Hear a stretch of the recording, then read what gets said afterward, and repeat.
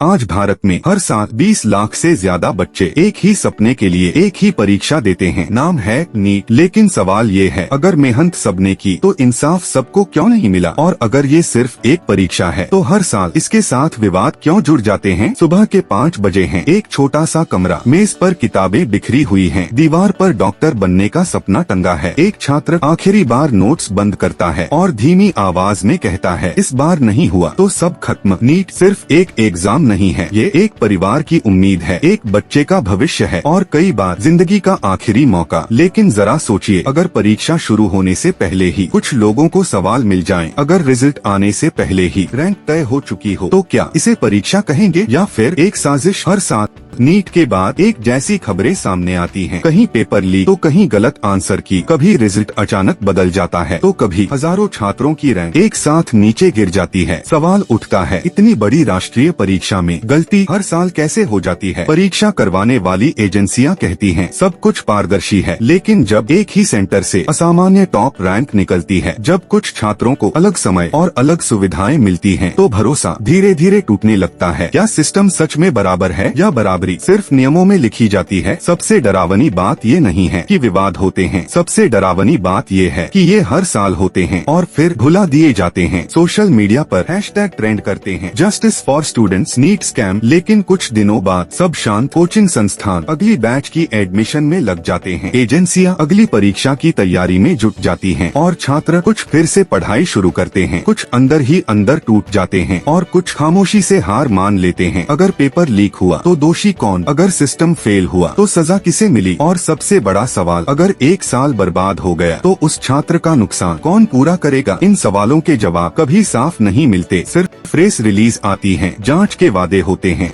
और समय के साथ सब दब जाता है। हो सकता है अगले साल भी यही कहानी दोहराई जाए, फर्क सिर्फ इतना होगा कि नाम बदल जाएगा, लेकिन दर्द वही रहेगा। आज नीट सिर्फ एक परीक्षा नहीं रही, ये बन चुकी है धैर्य की परीक्षा, मानसिक ताकत की परीक्षा और कई बार इंसान बनने की परीक्षा, जहाँ नंबर नहीं हिम्मत मायने रखती है। और अंत में सवाल सिर्फ इतना है, क्या भारत में मेहनत अब भी काबिलियत को हराती है या फिर कुछ सपने पहले से ही रिजल्ट शीट में कट चुके होते हैं? क्योंकि अगर परीक्षा ही ईमानदार नहीं तो भविष्य कैसे सुरक्षित होगा?